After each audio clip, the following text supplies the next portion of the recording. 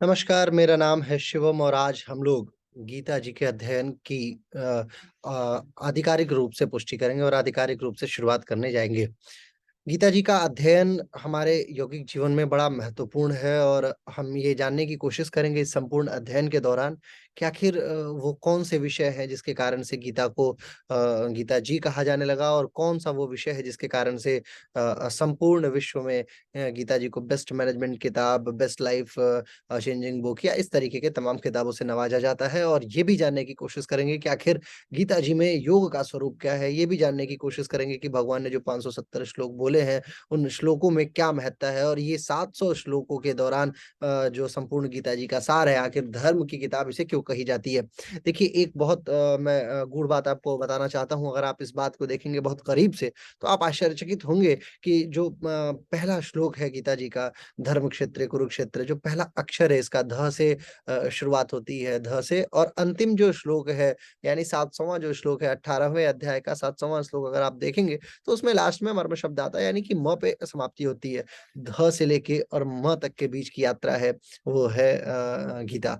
गीता जैसी किताब लिखा जाना और आजकल उसका विवेचन भी बहुत सारे लोग करते हैं, लेकिन मुझे लगता है कि जिस दृष्टिकोण से हम लोग करने वाले हैं, वो यौगिक पर्सपेक्टिव होगा, योग के छात्रों के लिए, योग के लोगों के लिए होगा और ये पर्सपेक्टिव संभवतया अभी तक किसी व्यक्ति ने चुनने की कोशिश नहीं की है।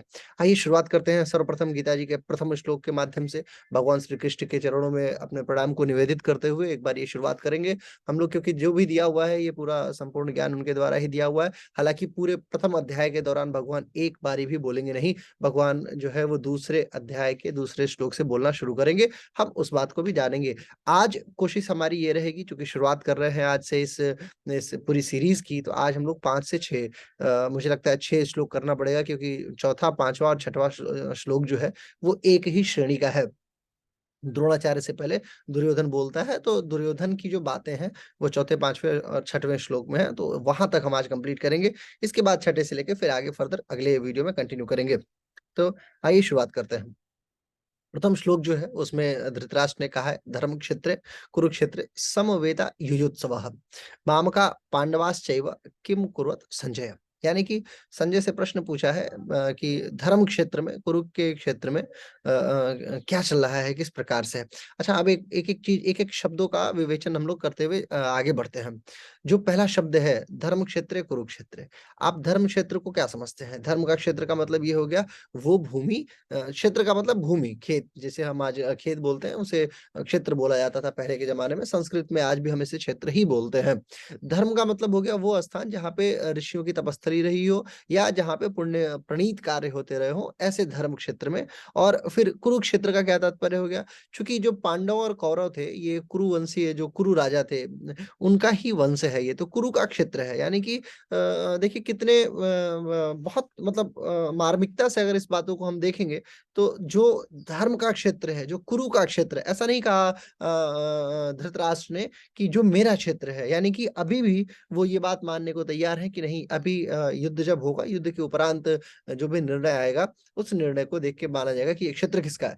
परंतु अभी ये क्षेत्र हम दोनों के लिए इक्वल है। अच्छा, एक बात आप ये ध्यान रखिए कि गीता जी का जो पाठ हो रहा है, वो 10वें दिन से शुरू हो रहा है, यानी कि 10 दिन का युद्ध ऑलरेडी फिनिश हो चुका है। 10 दिन के उपरांत से ये युद्ध शुरू हो रहा है और इस युद्ध की शुरुआत बड़ी ही मतलब रोचक तरीके से हो रही है। जिस दिन गीता जी का पाठ किया जाना है, उस दिन दुर्योधन, धृतराष्ट्र और ये तमाम जो जो लोग हैं, इनके अंदर वो उत्सुकता देखने को मिलेगी। अभी आप देखिएगा आगे के श्लोक में दुर्योधन बड़ा भयभीत अपने आप को महसूस कर रहा है, क्योंकि जब गीता जी का अवतरण होना है, यानी गीता जी जो कि भगवान श्री कृष्ण के मुखारविंदों से प्रणीत होने वाली है, ऐसी प्रणीतीकरण से पूर्वत का जो डर है, जो भय है, जो शंका है, जो जो जो आवेशन है, वो दिखेगा। तो जो धृतराष्ट्र बोलते हैं, उनका क्लियर है, धर्म क्षेत्र कुरुक्षेत्र है। यानी कि कुरुक्षेत्र जहाँ पे किसी ज़माने में देवताओं ने भी यज्ञ किया हुआ है ना? राजा जो कुरु रहे हैं, वो भी उनकी उनकी तपस्थली रही है, तो कुरुक्षेत्र की बात की गई है। इसके बाद बोलते हैं समवेता युयुत्सवः।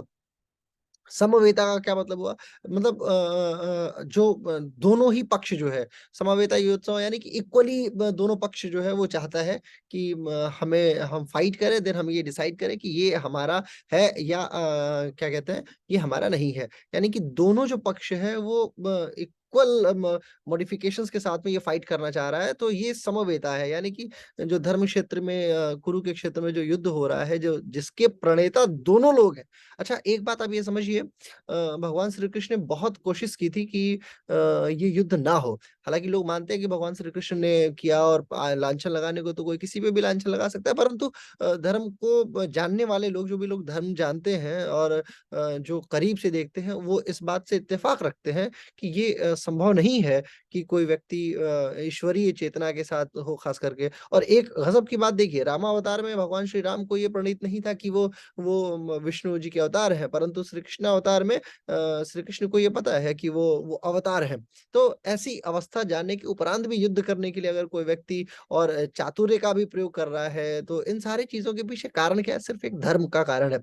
अच्छा, इस विषय में बहुत सारे विद्वानों की टिप्पणी है, उस विषय को भी जानेंगे, देखेंगे फर्दर कि आखिर लोग प्रश्न चिन्ह क्यों लगाते हैं इन विद्याओं के ऊपर? लोग ऐसा क्यों कहते हैं कि नहीं, कृष्ण भगवान जो थे वो बहुत ज़्यादा संदेहास्पद थे, उन्होंने कर्ण को भी मरवा दिया, और इस तरीके से और भी बहुत सारे कांड किए हैं, और उनको ऐसा आवेश भी आ रहा है, उनको क्रोध भी आ रही है, क्रोध की अग्नि में भी जल रहे हैं, है ना? और कभी-कभी वो चमत्कार भी दिखाते हैं, जैसे द्रौपदी द्रौपदी का उपकार जो चुका रहे हैं, है ना? तो इस तरीके के कई सारे प्रश्न चिन्ह जो है वो लगाए जाते हैं कि मानवीय रूप में देवताओं के द्वारा इस तरीके के कृत्य शोभनीय नहीं है, और बहुत सारी बातें हैं। लेकिन जब आप पूरे गीता जी का अध्ययन करेंगे तो आप देखेंगे कि ऐसा नहीं है। आप देखिए कि भगवान श्री कृष्ण की थिंकिंग क्या है, क्योंकि व्यक्ति जो सोचता है वही बोलता है, और जो बोलता है निसंदेह वो उसका सोर्स कहीं न कहीं से तो रहता है। तो वो सोर्स क्या है भगवान श्री कृष्ण की, वो आइडियोलॉजी डेवलप कहाँ से हो रही है बचपन से लेके, और आप उज्जैन जाएँगे जब कभी तो आपको देखने को मिलेगा वहाँ संदीपनी ऋषि का आश्रम है, तो वो डेवलपमेंट आप देखिए भगवान श्री कृष्ण की डेवलपमेंट, वो आइडियोलॉजिकल डेवलपमेंट क्या है ना? तो आप ये जान पाएँगे कि आखिर ये भगवान श्री कृष्ण ने इतनी सारी विधाओं का समावयवन कैसे किया है। तो समवेता युयोत्सव जो शब्द आता है उसका उसका इक्वल है कि युद्ध करने के लिए दोनों लोग उत्सुक हैं, और वो उत्सुकता आप मुझे बताइए, मतलब संजय से कह रहे हैं धृतराष्ट्र कि आप मुझे बताइए कि आखिर ये लोग जो हैं, जो धर्म युद्ध कह रहे हैं, जो अधर्म के कारण भी युद्ध कर रहे हैं, इन दोनों लोगों में क्या चल रहा है? अच्छा, इसके बाद वाला जो शब्द है वो बड़ा कट्टर शब्द है, मामका पांडवाश्चैव, मतलब मेरे और पांडवों के। आप एक बात देखिए, एक राजा जो है, जो कि धृतराष्ट्र उस समय राजा थे, तो धृतराष्ट्र जैसे राजा को ये ऐसा शब्द प्रयोग करना शोभा नहीं देता है। क्यों नहीं देता? मामा का मतलब मेरे जो बच्चे हैं, और पांडवाश्चैव का मतलब जो जो पांडव के हैं, यानी कि जो मेरे भाई के हैं। वो ये कह सकते थे कि मेरा भतीजा है, परंतु नहीं, ऐसा ऐसा हुआ नहीं। उन्होंने सीधे-सीधे शब्दों में ये कहा कि नहीं, मेरे पुत्र जो हैं, जो 100 पुत्र, हालाँकि 100 पुत्रों के जनन की भी कहानी बड़ी ज़बरदस्त है। अगर इस कहानी को भी मैं आपको फर्दर कभी सुनाऊँगा, 2 वर्ष तक गर्भ में बच्चे रुके रहे थे माता के, और उसके बाद जो है फिर माँस का लोथड़ा बाहर आया था। फिर माँस के लोथड़े को 100 हिस्सों में काटा गया, फिर उसको रसायन लगा के, और उसमें रखा गया एक घड़े में, और फिर उस घड़े से 100 बच्चे जन्म लिए, है ना? कालांतर में फिर एक माँस का लोथड़ा था जो जो जिसको कहीं नहीं रखा गया, उससे एक लड़की पैदा हुई थी। तो ये मतलब एक एक लंबी कहानी है। तो इस तरीके के 100 भाइयों को, 100 पुत्रों को अपना मानने वाले धृतराष्ट्र ने ये बात बड़े तीखे शब्दों के आधार पे कहा है कि मेरे और पांडवों के पुत्र। राजा को ये चाहिए कि नहीं, जो भी प्रजा है पूरी की पूरी प्रजा पुत्र के समान होती है, फिर भी ये तो उनके सगे भाई के पुत्र थे। तो यहाँ भी थोड़ा-सा धृतराष्ट्र ने धर्म का त्याग किया है। धृतराष्ट्र से ऐसे अशोभनीय शब्दों का प्रयोग करना और उन्हें जान पाना, ये बड़ा कठिन प्रणीत होता है ना? पांडवा एव का मतलब जो पांडवों के पुत्र हैं। ठीक है, इसके बाद किम कुर्वत जो शब्द है ना? उसका जो किम शब्द होता है, बेसिकली इसके 3 अर्थ होते हैं संस्कृत भाषा में अगर देखा जाए तो। विकल्प होता है पहला, निंदा होती है दूसरी, और प्रश्न होता है। तो विकल्प का कोई मतलब नहीं बनता यहाँ पे, है ना? कि क्या चल रहा है, मतलब विकल्प इन द सेंस ऑप्शनल है क्या? युद्ध चल रहा है कि नहीं चल रहा है? ये तो हो ही नहीं सकता, क्योंकि ऑलरेडी 10वाँ दिन चल रहा है, तो युद्ध तो 9 दिन का हो चुका है। तो विकल्प शब्द का अर्थ, हम विकल्प अर्थ को हम यहाँ नहीं लेते किम के तौर पे। फिर निंदा कर रहे हैं क्या कि नहीं, अब अपने पुत्रों की निंदा तो जो व्यक्ति अपने पुत्रों पुत्रों को अपना पुत्र बोल रहा है और अपने भतीजों को अपना भतीजा नहीं बोल रहा है, वो व्यक्ति निंदा नहीं कर सकता है। तो यहाँ पे प्रश्न ही है, धृतराष्ट्र जानना चाहते हैं किम कुर्वत, क्या कर रहे हैं वो, है ना? वो आखिर क्या चल रहा है, वो शब्द बताइए। तो धृतराष्ट्र ने जो पूछा वो सीधे-सीधे यही बोला, हे संजय, धर्म भूमि में कुरु के क्षेत्र में युद्ध की इच्छा से जो एकत्रीकरण हुआ है ना? मेरे और पांडु के पुत्रों ने, उन्होंने क्या किया है। तो ये पहला श्लोक है। इसके बाद से कहानी शुरू होती है संजय के श्लोकों के द्वारा। संजय जो है वो उनके असिस्टेंट कह लीजिए फिलहाल तो, हालाँकि मिनिस्टर थे उनके धृतराष्ट्र के, और उनको दिव्य दृष्टि थी कि वो अपने आँखों को बंद करके वो युद्ध देख सकते थे, और युद्ध में इनफैक्ट ये ऐसी टेलीपैथी थी कि जहाँ वो शब्द भी सुन रहे हैं। वो ये देख रहे हैं कि देख तो रहे ही हैं कि कौन क्या कर रहा है, किसके इमोशंस क्या-क्या हैं, लेकिन वो ये भी देख रहे हैं कि आखिर ये शब्दों का क्या विनिमयन है, शब्दों का प्रयोग कैसा है, प्रयोजनीयता कैसी है, और किस विधा के तहत ये बातें बताई जा रही है। जो शब्द संजय बोल रहे हैं, हूबहू उन्हीं शब्दों का प्रयोग उधर दुर्योधन कर रहे हैं, यानी दुर्योधन के द्वारा प्रणीत जो भी शब्द हैं, उन्हीं शब्दों का प्रयोग संजय जो है वो धृतराष्ट्र को बता रहे हैं। तो संजय ने कहा, दृष्टा तु पांडवानीकम व्यूढ़म दुर्योधनस्तदा आचार्यमुपसंगम्य राजा वचनम ब्रवीत। अब ये जो दूसरा श्लोक है, इसमें अगेन बहुत सारे लोगों ने कमेंट्री की है, बड़े विद्वान लोगों ने। स्वामी राम सुखदास जी की कमेंट्री बड़ी वाजिब जान पड़ती है। जब आप स्वामी राम सुखदास जी को पढ़ेंगे, देखेंगे, जानेंगे, तो आप ये बात समझेंगे कि जिस समय दोनों सेनाएं युद्ध के लिए खड़ी हुई थी, उस समय जो है तदा शब्द का प्रयोग किया जा रहा है ना? मतलब तदा शब्द कहते हैं, तदा जैसे शुरुआत करते हैं क्या, दृष्टा तु पांडवानीकम व्यूढ़म दुर्योधनस्तदा, है ना? जो तदा शब्द है, इसका कारण ये है कि युद्ध की इच्छा रखने वाले दोनों, पांडव के पुत्र भी और मेरे पुत्र भी, यानी कि ये दोनों क्या करने वाले हैं, अब आगे की बात कही है। तो धृतराष्ट्र ने कहा कि धृतराष्ट्र ने पूछा और संजय ने इस बात का उत्तर दिया। फिर आता है शब्द दृष्टा पांडवानीकम व्यूढ़म, यानी पांडवों की वज्रव्यूह से बड़ी सेना को देखने का तात्पर्य क्या होता है ना? क्या उसमें उसमें 2 भाव नहीं है, द्वैधी भाव नहीं है, एक तरफ कृष्ण है, कृष्ण की पूरी जो उनकी जो सेना है, नारायणी सेना है, वो इनके तरफ में है, लेकिन बावजूद इसके इसके इसको ऐसा क्यों कहा गया, पांडवा के व्यूढ़ को? व्यूढ़ मतलब एक बड़ी सेना, विशाल सेना है ना? और ऐसी सेना को मतलब हालाँकि याक्षणी कहा जाता था, जहाँ तक मैं गलत नहीं हूँ, दुर्योधन की सेना को याक्षणी कहा जाता था, और ये शताक्षणी यानी कि 7 शताक्ष वाली थी ये सेना, है ना? तो लेकिन फिर भी ये व्यूढ़ जैसी, मतलब बहुत विशाल जैसी क्यों दिख रही है? तो ये इस विषय पे टिप्पणी करते हैं। राजा दुर्योधन शब्द कहने का मतलब क्या है ना? जो इसमें शब्द आता है कि यहाँ पे देखिए, राजा वचनम ब्रवीत, है ना? राजा दुर्योधन ने क्या बोला? तो राजा शब्द दुर्योधन के लिए कहना बड़ा ज़बरदस्त है। आप एक बात ये समझिए, भारतीय अगर मॉडर्नाइज़ेशंस को भी देखा जाए, मॉडर्न पॉलिटिकल थॉट्स को देखा जाए, तो हम लोग ये बात बहुत करीब से समझ पाते हैं, देख पाते हैं कि वो व्यक्ति जो कुर्सी पे है, वास्तव में वो कुर्सी पे, कुछ राज्य क्षेत्र ऐसे भी हैं जहाँ पे वो व्यक्ति कुर्सी पे ज़रूर है, परंतु एक्चुअली वो राज नहीं कर रहा है। उसका असिस्टेंट है जो उसके उसके स्थान पे, या जो भावी राजा है, वो धीरे-धीरे टेक ओवर करता चला जाता है। तो राजा शब्द दुर्योधन के लिए इसीलिए इन्होंने बड़े चतुराई से किया है, संजय ने। उन्होंने कहा है कि देखिए, राजा वो बोल रहे हैं उन्हें, क्योंकि आगे आने वाले भविष्य में उनके अनुसार यही राजा हो सकते हैं, और ये भी है कारण, कहीं न कहीं वो उनको ये भी देख रहे हैं कि आज तक धृतराष्ट्र ने तो कोई कार्य किया नहीं, चूँकि वो अंधे भी हैं और उनकी आँखें उतनी योग्य नहीं है कि वो सारे कार्यों का विनिमयन कर सके। इनफैक्ट जो युद्ध हो रहा है, इसके भी कार्यकर्ता, जो मुख्य कर्ता है, वो दुर्योधन है। तो संपूर्ण प्रक्रिया को अगर हम लोग करीब से देखा जाए, जाना जाए, तो इसमें राजा शब्द का प्रयोग करने के पीछे ये कारण है। आचार्यमुपसंगम्य मतलब इसका क्या मतलब, वो आचार्य शब्द यानी द्रोणाचार्य के पास जाने के क्या कारण हो सकते हैं, है ना? वो द्रोणाचार्य के पास जा रहे हैं, हाँ? तो द्रोणाचार्य के पास जाने का कारण आप समझिए। उस दिन 10वें दिन के युद्ध में 2 मुख्य युद्धकर्ता थे।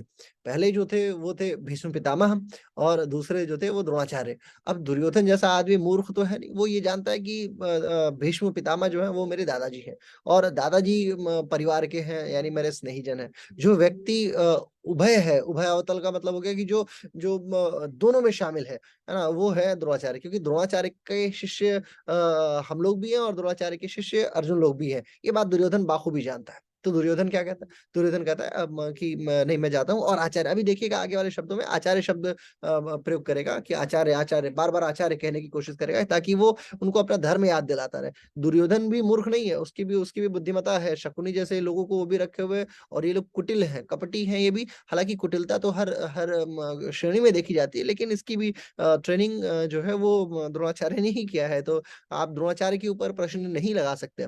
तो अपने स्वार्थ को मतलब सिद्ध कराने के लिए भी ये जा रहा है उसके पास में, द्रोणाचार्य गुरुजी के पास में, ठीक है? और ये भी है कि आदर स्वरूप में भी दिखाना चाह रहा है दुर्योधन कि नहीं, मैं पहले जो है अपने गुरु, क्योंकि गुरु गोविंद दो खड़े वाली बात हो जाती है, तो आदर भी दिखाने की वो कर रहा है। और दूसरी तीसरी चीज़ ये है कि अभी आप आगे के श्लोकों में देखेंगे कि द्रोणाचार्य जो थे ना, उनके ही उनको उनको पता था कि उनको कौन मारने वाला है। उनको ये बात बखूबी पता थी कि उनको मारेगा कौन, है ना? तो द्रुपद का पुत्र। तो जब उन्हें ये बात मालूम थी और आज के युद्ध में वो सामने खड़ा है। तो जब वो सामने खड़ा है तो ऐसे में सबसे पहले तो उसकी कैपेसिटी यही है कि हम जाएँ और जाके इनको कम से कम अवेकन कर दें कि सर देखो वो सामने खड़ा है आज आपका जो मारने वाला है। इनफैक्ट आपने उसको ट्रेनिंग दी है। आपकी ट्रेनिंग के बाद जो है उसकी भी एक कहानी है ना? धृष्टद्युम्न है, उसकी कहानी है, मैं आपको अभी आगे बताऊँगा। धृष्टद्युम्न की ये कहानी है कि वो उसकी ट्रेनिंग जो है, इन्हें पता था द्रोणाचार्य को कि ये व्यक्ति मुझे मारेगा, इसके द्वारा मेरा वध होना सुनिश्चित है। लेकिन वो आइडियोलॉजी जो है, वो शस्त्र विद्या जो है, वो अस्त्र विद्या जो है, वो द्रोणाचार्य अपने धर्म से पीछे नहीं हट रहे हैं। द्रोणाचार्य की एक खासियत देखिए आप, द्रोणाचार्य ने कभी अपने धर्म से पीछे हटने की कोशिश नहीं की। खासकर इस श्रेणी में जब उन्हें ये पता हो कि मेरी जो हनन की जो कैपेसिटी है वो इसके अंदर आने वाली है। और उस बच्चे का जन्म भी द्रुपद ने बड़े प्लानिंग के तहत करवाया था। 2 ऋषि जो थे, आगे की कहानियों में मैं इसका वर्णन करते रहूँगा। अभी आप देखिए कि क्या-क्या आ रहा है ना? तो आचार्य के पास जाना और जाके उनसे उनमें उनको अवेकन करना, उनको बोलना, है ना? कि जाके क्या बोला, वचनं ब्रवीत, है ना? वचनं ब्रवीत, देखिए वचन अब्रवीत जो शब्द आता है, इसमें भी लेखक ने कहिए या वक्ता ने कहिए या शब्द के प्रयोजनकर्ता ने कहिए, क्या ज़बरदस्त संस्कृत का प्रयोग किया है। वचनम ब्रवीत मतलब वचनम, और वचन प्लस अब्रवीत 2 शब्द मिलके बना। अब्रवीत का मतलब होता है बोलना। तो बोलेगा क्या, कोई भी व्यक्ति क्या बोलेगा? वचन ही बोलेगा, शब्द ही बोलेगा, अक्षर ही बोलेगा। तो लेकिन वचनम अब्रवीत शब्द लगाने के बाद यहाँ पे थोड़ा पुश करने की कोशिश की गई है कि कुछ अच्छे वचन बोलने की कोशिश कर रहा है। वो होता है ना, जैसे थोड़ा बटरिंग करने वाला, वो चढ़ाने वाले शब्दों का प्रयोग करने वाला है, और आगे आने वाले समय में निःसंदेह वो ऐसे ही शब्दों का प्रयोग करेगा, क्योंकि वो दुर्योधन है और आचार्य के पास गया है, वो भीष्म पितामह का त्याग कर रहा है। आप सोचिए, भीष्म पितामह जो गंगा पुत्र हैं, जिनके पास गजब की कैपेसिटी है, वो उनको उनको इग्नोर कर रहा है और सबसे पहले इनके पास में जा रहा है, अपने गुरुदेव के पास में, और क्या शब्द बोलेगा वो तीसरे श्लोक में हम देखेंगे। तीसरे श्लोक में कहता है, पश्यताम पुत्राणाम आचार्य महतिम चमुम व्यूढ़ाम द्रुपद पुत्रेण तव शिष्येण धीमता।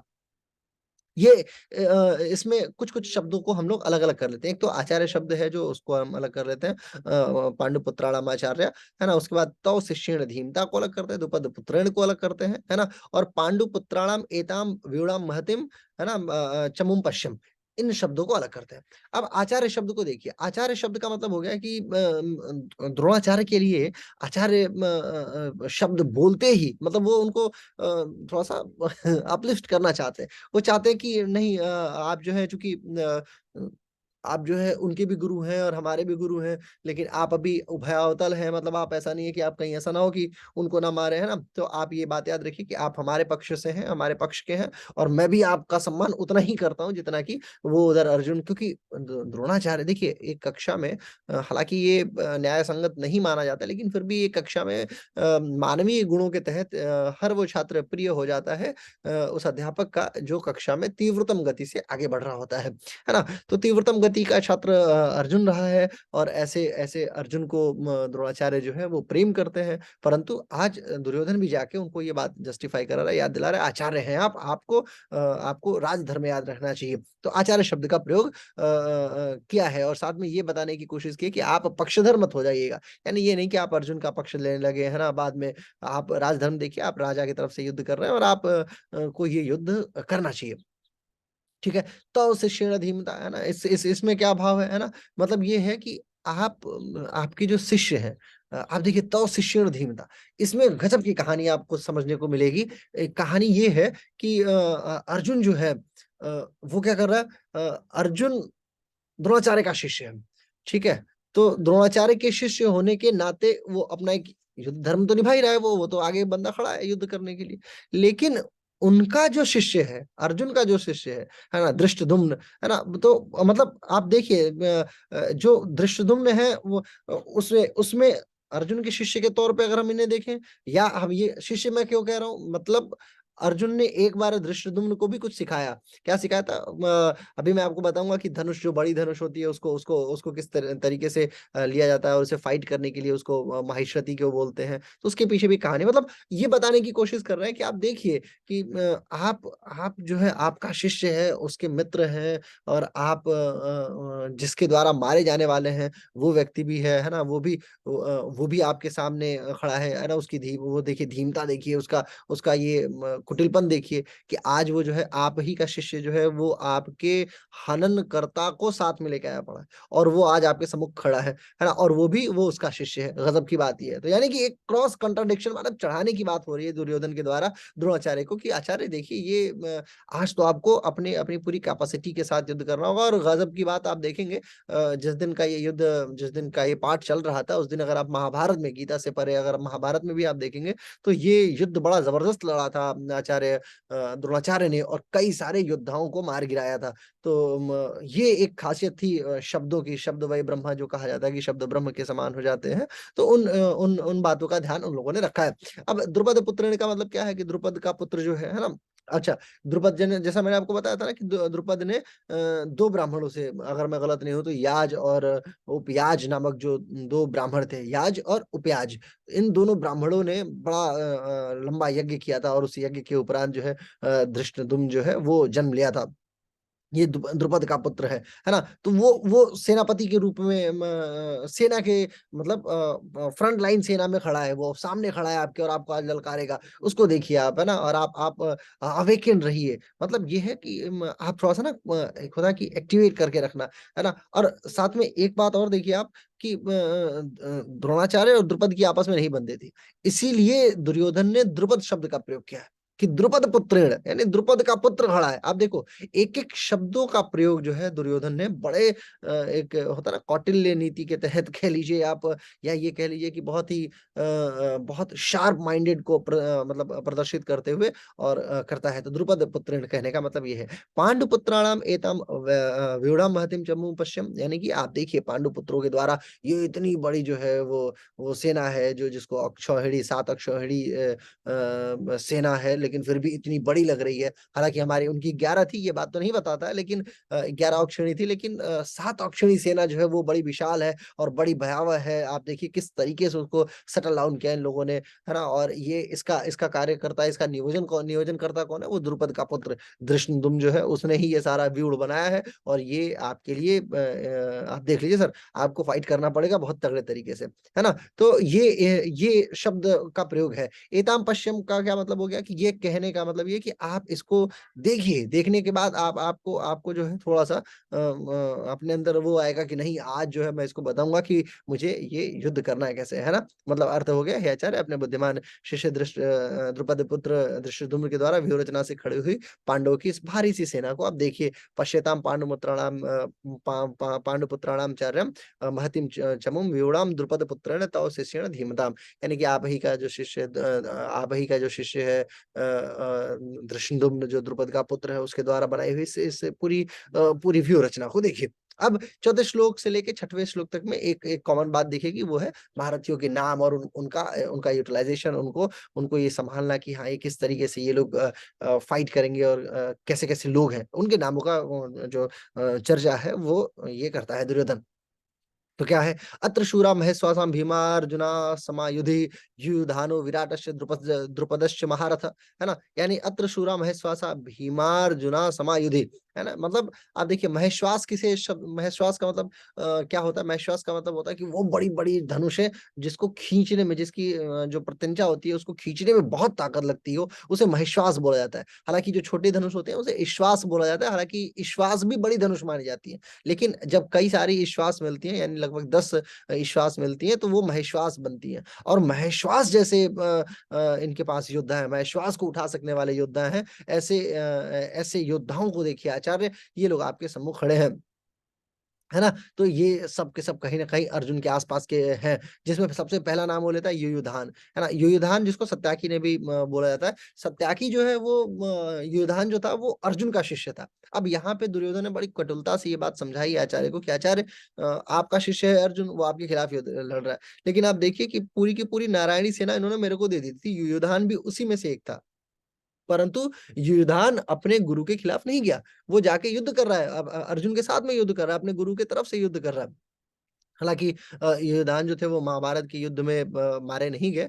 वो बाद में जब यादवों का आपस में संहार हुआ तो वो आपस की आपसी फाइट में वो लोग समाप्त हुए थे। युधान की मृत्यु वहाँ हुई, उस दिन वो बचे रहे थे। युधान का बचना भी अपने आप में एक बड़ा ऐतिहासिक रहा था क्योंकि पहली बार ऐसा हो रहा था। शिष्य को छोड़ देना ये अपने आप में एक इसके पीछे भी एक बड़ा दर्शन, एक बड़ी फिलॉसफी है। अगर युधान को ही ले लिया जाए तो एक बड़ा-सा वीडियो बन सकता है।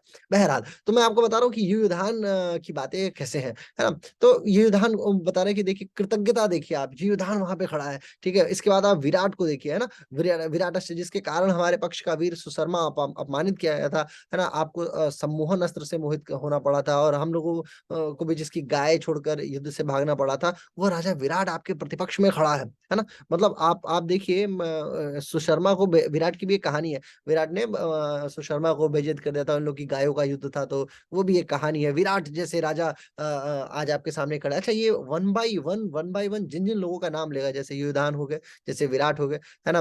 और जैसे द्रुपद हो गए, दृष्टकेतु हो गए, चेकितान हो गए, तो इन सभी लोगों का नाम क्रम से लेगा क्योंकि ये सभी लोगों ने इसको दुर्योधन को कहीं न कहीं से प्रभावित किया है और ये प्रभावशीलता ऐसी है कि जिससे आचार्य जो हैं द्रोणाचार्य जो हैं, वो कहीं न कहीं थोड़ा-सा इरिटेट हो और वो इरिटेशन उनके अंदर आए और वो युद्ध जो है अपनी पूरी पराकाष्ठा से जाके करें और आज के युद्ध को क्योंकि अगर वो अपने हंता को मार देंगे जिसके कारण से हनन होना है, अगर वो अपने हंता को मार देंगे तो युद्ध बहुत हद तक वन वे हो जाएगा। तो कोशिश यही है दुर्योधन की बातों से और शब्दों से और व्यवस्थाओं से कि वो द्रोणाचार्य जो है, आचार्य द्रोणाचार्य थोड़ा-सा एग्रीवेट कर जाएँ। विराट के विषय में, है ना? बात हो गई। इसके बाद द्रुपद की जो है द्रुपद महारथी की जैसे मैंने आपको बताया कि देखिए द्रुपद जो है वो उसकी कहानी देखिए द्रुपद जो है वो व्यक्ति जो है उसका उसका पुत्र भी धृष्टद्युम्न भी है और आप जो है आप और द्रुपद का एक संवाद देखिए महाभारत में एक संवाद आता है द्रुपद का और द्रोणाचार्य का बड़ा ज़बरदस्त संवाद है, जिसमें वो ये कहते हैं कि द्रोणाचार्य जब बोलते हैं कि मैं और तुम मित्र हैं तो द्रुपद ने बड़ी बेइज्जती की थी द्रोणाचार्य की, बोला मैं राजा हूँ और तुम ठहरे आचार्य तो तुम मेरी और तुम्हारी मित्रता का प्रश्न ही कैसे उठता है? हम तो दोनों मित्र हो ही नहीं सकते। तो ये कहानी जो है वो सामने आती है और इस मतलब भिक्षुक कह के उन्होंने उनको संबोधित किया था और उस व्यवस्था क्रम को याद दिला के इनको इरिटेट करा के और एग्रीवेट कराने की बेसिकली बात हो रही है कि एग्रीवेट का हो जाए द्रोणाचार्य, ठीक है? इसका दृष्टकेतु का नाम आता है, यह मतलब ये बताया कि देखो धृष्टकेतु जो है अच्छा धृष्टकेतु को आप शायद ना जानते हो, धृष्टकेतु जो था वो शिशुपाल का पुत्र था। शिशुपाल जो था शिशुपाल वध तो आपने कहानी सुनी होगी, है ना? भगवान श्री कृष्ण ने शिशुपाल को चक्र से काट दिया था, 100 गलतियाँ माफ़ करने वाले कहानी के संरक्षण में आप ये बात याद करते होंगे, वो बुआ का उनका लड़का था। तो फिर भी बावजूद इसके जो है वो धृष्टकेतु जो है, वो श्री कृष्ण की सेना से युद्ध कर रहा है ना? मतलब अर्जुन की सेना से युद्ध कर रहा है, तो वो बता रहे हैं कि देखो ये कितना मूर्ख है ना? अपने बाप की हत्या, अपने पिता की हत्या के उपरांत भी ये आके युद्ध करने को तैयार है और वो भी हम ही लोगों के ऊपर, तो इसको इसको तो सबसे पहले इसी को मारना, है ना? हालाँकि धृष्टकेतु का हिसाब किया था द्रोणाचार्य ने, है ना? धृष्टकेतु जो है वो द्रोणाचार्य के हाथों से मारे गए थे। इनफैक्ट द्रुपद का भी हिसाब किया था द्रोणाचार्य ने आचार्य द्रोण ने बहुत एक होता है ना बहुत वीरता के साथ में द्रुपद को मारा था और द्रुपद की हत्या की थी उस दिन के युद्ध में क्योंकि ये लोग इनके प्राइम टारगेट के तौर पे साबित हुए थे। ठीक है? इसके बाद चेकितान का नाम आता है। चेकितान मतलब ये है कि जो यादव सेना थी, यानी जिसको हम क्या बोलते हैं, नारायणी सेना बोलते हैं। नारायणी सेना जो है वो सब की सब दुर्योधन की तरफ से थी, है ना? लेकिन ये है चेकितान जो था वो अकेला ऐसा यादव वंशीय था जो इनके तरफ से लड़ने को अर्जुन की तरफ से आया था, खुद से स्वेच्छा से कि नहीं, मैं नहीं जाऊँगा युद्ध करने के लिए। लोग इस पे भी प्रश्न उठाते हैं कि नारायणी सेना या जो यादवों की सेना थी वो चली गई थी दुर्योधन की तरफ, तो इसका इधर आने का क्या मतलब था? आया तो इसमें भगवान श्री कृष्ण का शब्द टूटा, या ऐसे-ऐसे बहुत सारे आक्षेप हैं। लेकिन चेकितान स्वेच्छा से आए थे। उनको उनको ये नहीं था, क्योंकि भगवान श्री कृष्ण ने ये कहा था कि नहीं, आप जाइए, ये युद्ध जो है वो जिसको हम अपनी सेना अपने तरफ से दे देते हैं। तो कुछ लोगों ने शब्दों का विनिमय रखा था। कुछ ने कहा था कि हम स्वच्छंद हैं, तो हम आपकी तरफ से युद्ध करना चाहते हैं। तो चेकितान जो है वो अर्जुन के उसमें आए थे। इसके बाद के श्लोकों में अगर आप देखेंगे तो इसमें काशीराज वीर्यवान का नाम होता है ना? पुरुजित कुंती भोज का नाम है, सैब्य नरपुंगव की बात की जाती है ना? आगे के श्लोकों में ये है। इसमें क्या कहा है कि काशीराज जो है वो भी बड़ा शूरवीर है, काशी का राजा जो है वो बड़ा शूरवीर महारथी है, ये भी पांडवों की सेना में है ना? और ये भी युद्ध करने को तैयार है। इसके बाद जो है पुरुजीत और कुंती भोज, ये दोनों कुंती के भाई हैं, यानी कि पांडवों के मामा हैं, यानी हम लोगों के भी मामा हैं, लेकिन ये भी अर्जुन की तरफ से हैं, यानी पुरुजीत और कुंती भोज, ये दोनों लोग भी अर्जुन की तरफ से युद्ध में खड़े थे, ठीक है? सैब्य जो थे वो इसके बाद वाले जो है सैबश्य नरपुंगव, यानी कि जो नरों में बड़े बलवान हैं और श्रेष्ठ है मनुष्यों में, ऐसे शैब्य जो हैं वो भी युधिष्ठिर या अर्जुन की तरफ से हैं। शैब्य कौन थे? युधिष्ठिर के ससुर थे। तो युधिष्ठिर के जो ससुर थे सैब्य, उनकी उपस्थिति का होना भी जो मनुष्यों में जो श्रेष्ठ हो, तो ऐसे ऐसे ऋषि आत्माओं के द्वारा जो बहुत बलवान है, ये लोग भी इनकी तरफ से हैं। ये बताने की कोशिश है दुर्योधन को कि देखो, दुर्योधन के द्वारा कि देखिए द्रोणाचार्य जी, आप भी श्रेष्ठ हैं, लेकिन उधर भी श्रेष्ठता की कोई वो नहीं है। हालाँकि सैब्य जो थे वो उनकी हत्या नहीं हुई थी। ठीक है? इसके बाद फिर जो पांचाल देश के बड़े बलवान और योद्धा थे, जिसमें युधामन्यु और उत्तमौजा जो थे, है ना? तो युधामन्यु जो था वो और उत्तमौजा, ये दोनों रथ के पहियों के पास में, अर्जुन के जो रथ थे, अर्जुन का जो रथ था, उस रथ के पहियों के पास में ये दोनों बच्चे खड़े थे। तो ये बताया जा रहा था कि देखिए ये इतने शूरवीर हैं कि ये रथों की रक्षा की प्रणाली को भी डेवलप किए हुए हैं, और इनका काम ही एक ही है कि ये पहिए की रक्षा करें, है ना? तो लेकिन अश्वत्थामा जो था, वो जब लास्ट होगा महाभारत युद्ध का, तो आप देखेंगे कि अश्वत्थामा के द्वारा ये दोनों लोग सोते समय मारे गए थे, बड़ी कायरता के साथ में, ठीक है? इसके बाद सौभद्र की बात होती है कि कृष्ण की जो, भगवान श्री कृष्ण की जो बहन है सुभद्रा, है ना?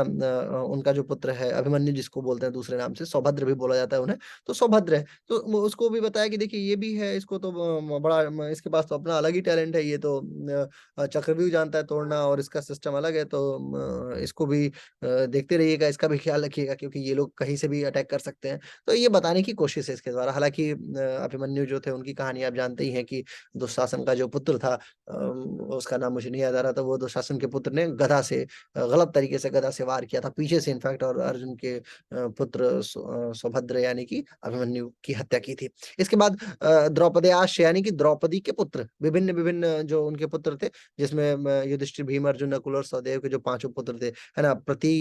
विंध्य पहले का नाम था, सुतसोम दूसरे का नाम था, श्रुतकर्मा तीसरे का नाम था, और शतानीक चौथे का नाम था, और श्रुतसेन पाँचवें का नाम था। ये पाँचों थे, मतलब एक अगर देखा जाए तो प्रतिविंध्य हो गया, सुतसोम हो गया, श्रुतकर्मा हो गया, शतानीक हो गया और श्रुतसेन हो गया। तो ये 5 नाम हमारे सामने आते हैं, और इन पाँचों को भी आप देखिएगा आचार्य, इनका भी ध्यान रखिएगा। हालाँकि इन पाँचों बच्चों को भी द्रोणाचार्य के पुत्र ने ही मार दिया था रात को सोते समय, अश्वत्थामा जो था, जब ये बच्चे रात को सो रहे थे, तो बाद में ब्रह्मास्त्र का युद्ध हुआ था। श्री कृष्ण ने वेद व्यास जी आए और दोनों तरफ से ब्रह्मास्त्र को रोक दिया था, बोले नहीं, इधर अर्जुन ने ब्रह्मास्त्र चला दिया, उधर से अश्वत्थामा ने चला दिया, अर्जुन ने अपना वापस ले लिया था, और अश्वत्थामा बोला मुझे नहीं आता है, तो बोले इसका तुम मुख मोड़ो किसी की तरफ। तो फिर वो गर्भ में पल रहे बच्चे की तरफ अश्वत्थामा ने मोड़ दिया था। बाद में भगवान श्री कृष्ण ने उसे श्राप दे दिया था अश्वत्थामा को, कि तुमने जो बच्चा जन्म नहीं लिया, उसको उसकी हत्या तुमने कर दी। तो तुम्हारी कभी मृत्यु नहीं होगी और तुम आजीवन इस पृथ्वी पे भटकते रहोगे और वो फिर आज भी भटक रहे हैं। ऐसा माना जाता है कि अश्वत्थामा जो है आज भी इस पृथ्वी पे कहीं न कहीं भटक रहे हैं, ठीक है? इसके बाद फिर लास्ट का जो शब्द आता है 6वें श्लोक में वो ये है कि सर्व एव महारथा, यानी सबके सब महारथी हैं। देखिए ऐसा ना, महारथी का भी कॉन्सेप्ट है। रथी, रथी के ऊपर महारथी है ना, ऐसे-ऐसे करके एक एक पूरी श्रेणी होती है कि जो 1000 लोगों को मार दे, जो 10,000 लोगों को मार सके, जो 20,000 लोगों को मार सके, जो 1,00,000 लोगों को मार सके। वो एक श्रेणी होती है। तो महारथी का मतलब जो 10,000 लोगों को, 10,000 जो धनुष चलाते हों, ऐसे योद्धाओं को अकेले समाप्त कर सकने की क्षमता हो, इसे महारथी बोलते हैं। तो बोला ये सब के सब महारथी, ठीक है ना? मतलब ये अगर मैं 8-9 लोगों का नाम ले रहा हूँ तो ये 80-90 हज़ार लोगों की सेना को तो ये ऐसे ही निपटा देंगे। तो आप थोड़ा-सा ध्यान रखिएगा क्योंकि आप जो है इन महारथियों के भी महारथी हैं, तो आप मतलब that means you can control. तो आपको ये थोड़ा ध्यान रखना होगा। अब इसके बाद के श्लोकों में दुर्योधन जो है जब ये सोचने लगता है कि कहीं ऐसा तो नहीं कि आचार्य मेरा ये सोच ले कि मैं जो है बड़ा नेगेटिव हो गया हूँ और इनको लेके क्या कहते हैं इनकी सेना को देख के मैं डर गया हूँ अंदर से। तो इसके बाद अब अपनी सेना के विषय में वर्णन करना बताएँगे दुर्योधन कि देखिए मेरी सेना जो है वो कितनी बड़ी है। तो पहले श्लोक से लेके और 6वें श्लोक तक के बीच में यही चर्चा होती है। इसके बाद के श्लोकों में दुर्योधन अपनी 3 श्लोक तक वो अपनी अपनी सेना के विषय में बताएँगे और फिर धीरे-धीरे, धीरे-धीरे गीता जी का ज्ञान आगे बढ़ना शुरू होगा, जिसको देख के अर्जुन फिर प्रश्न पूछेंगे कि प्रभु मेरे से युद्ध नहीं होगा, और फिर भगवान श्री कृष्ण दूसरे अध्याय के दूसरे श्लोक से बोलना शुरू करेंगे और हमारा प्राइम टारगेट है कि दूसरे अध्याय के 48वें, 49, 50, 51, 52 तक श्लोकों तक हम लोग जल्द से जल्द पहुंचा जाए, क्योंकि योग का वो वही प्रणीत सूत्र है हमारा 248, 2/48, 2/50, 51। तो ये इस इन श्लोकों में आप देखेंगे कि कैसे हम लोग योग शब्द को पाते हैं गीता जी के अंदर। तो टारगेट हमारा है 18 अध्यायों का अध्ययन हम लोग करेंगे और एक नए पर्सपेक्टिव से, एक स्टूडेंट आई व्यू से देखा जाएगा। मैं ये नहीं कहता कि मैं बहुत बड़ा कथावाचक हूँ या बड़ा संस्कृत का विद्वान हूँ या बहुत बड़ा गीता जी का ज्ञाता हूँ, लेकिन ये ज़रूर कहता हूँ कि एक कॉमन सेंस के तहत अगर देखा जाए तो ये बातें मैं समझता हूँ जो मेरी अपनी अंडरस्टैंडिंग है, और इसी अंडरस्टैंडिंग को मैं चाहता हूँ कि अगर आपको और मौका मिले तो आप थोड़ा और एक्सप्लोर कीजिए, परंतु जानने की कोशिश कीजिए कि आखिर हमारे धर्म ग्रंथों में, हमारे गीता जी में, हमारे हमारे आचार्यों ने किन-किन भावों का प्रयोग किया है। देखिए सीखने को मिलेगा तो आप दुर्योधन से भी सीख सकते हैं, आप दुशासन से सीख सकते हैं, कुछ अच्छी बातें सबके अंदर होती हैं, बुरी बातें भी निस्संदेह सबके अंदर होती हैं, लेकिन आपको सीखने की बात है। आप छात्र हैं और छात्रीयता का सबसे बड़ा धर्म है सीखना, और सीखने के लिए जैसे एक कटोरा है, कटोरे के अंदर पानी रखने की कैपेसिटी होती है, वो पानी हर प्रकार के पानी को अपने अंदर आमंत्रित करता है, लेकिन ये है कि उसको अपने अंदर सोखने किसको देता है, दैट इज़ इम्पोर्टेंट। तो आपको भी ये जस्टिफाई करना होगा कि आप अपने अंदर आने किसको दे रहे हैं। अगर आप सही व्यक्तित्व को आने देंगे, सही चीज़ों को आने देंगे, तो that means you will be great, और अगर आप गलत ज्ञान को आने देंगे तो फिर आप प्रश्न लगाते रह जाएँगे। चारवाक ने प्रश्न लगाया, है ना? तो वो उनका शास्त्र खत्म हो गया। उसके बाद ओशो ने लगाया तो उनको तो बोल दिया कि वो सेक्सोलॉजिस्ट हैं। तो इस तरीके से बहुत-बहुत सारे फिलॉसफर्स ने, दार्शनिकों ने अलग-अलग प्रश्नों का संकलन किया है और लोग ला ला लगाते जाते हैं। कई सारे ऐसे भी आ जाते हैं जो बोलते हैं कि नहीं, राम का भी चरित्र बड़ा उत्तम नहीं था, राम भी बहुत अच्छे नहीं थे, कृष्ण भी बहुत अच्छे नहीं थे। दैट्स अ डिफरेंस, है ना? हमें क्या करना है? हमें ये थोड़ी जस्टिफाई करना है कि कौन बेटर है, कौन क्या है। हमें तो बस ये है कि आपका आपका भरोसा किस पे, आप प्रेम किस से करते हैं, उससे प्रेम कीजिए, जिससे प्रेम करते हैं वो पूजनीय हो जाता है बाय डिफ़ॉल्ट। प्रेम का मतलब ये नहीं कि आप उनसे उनकी कृपा पात्र हैं। आप भगवान के मंदिर में जाते हो तो बोलते हो मेरे को ये दे दो, ये दे दो, ये कष्ट है, वो परेशानी है। आप माँगते रहो ज़िंदगी भर, है ना? आप ऐसा लग रहा है जैसे भिखारी हो, बहुत गंदे हो। भगवान से माँगना ही है तो ये क्या माँग रहे हो? माँगना है तो कुछ ऐसा माँगो कि जो अद्भुत हो। और बची बात जो परमात्मा की, तो परमात्मा के ही अंश के तौर पे सभी लोग प्रणीत हुए हैं ना, तो आप भी आत्मा हैं, आपके पास भी थोड़ा तो स्पार्क है ही है। ना सही बड़ा विद्युत नहीं है आपके अंदर, लेकिन आप स्पार्क तो हो, है ना? तो कोशिश कीजिए कि जहाँ तक हो सके प्रेम के भाव को डेवलप करें आप, और प्रेम का भाव ही आपको गीता और विभिन्न शास्त्रों और संहिताओं और ब्राह्मण और अरण्यकों और जितने भी जो धर्मशास्त्र हैं, उन शास्त्रों की तरफ लेके जाएगा। कोशिश हमारी जारी रहेगी। आगे की वीडियो में हम लोग आगे 6 से लेके और बाकी के श्लोकों को देखेंगे। कोशिश हमारी रहेगी कि एक कथा एक जगह तक पूर्ण हो जाए। ऐसे महाभारत में बहुत सारी कथाएँ हैं और इन कथाओं का भी हम लोग अनुसरण करेंगे। थोड़ी तीव्रता होगी मेरे शब्दों में, क्योंकि मैं कोशिश करता हूँ कि जल्द से जल्द अपने वीडियो को समाप्त करूँ, क्योंकि वीडियो बहुत ज़्यादा लंबी ना हो, है ना? बस इन्हीं सारे शब्दों के साथ आज मुझे इजाज़त दीजिए। बहुत-बहुत आभार, धन्यवाद, नमस्कार, और कोशिश कीजिए कि इन ऐसी वीडियोज़ को आप शेयर भी करें और थोड़ी टिप्पणियाँ करेंगे तो मुझे अच्छा लगेगा। आप मुझे बता सकते हैं, अगर कोई खामी हो तो भी मुझे बताइए, कोई बात अगर आपको अच्छी लग रही हो तो मुझे ज़रूर बताइए। बहुत-बहुत आभार, धन्यवाद, नमस्कार।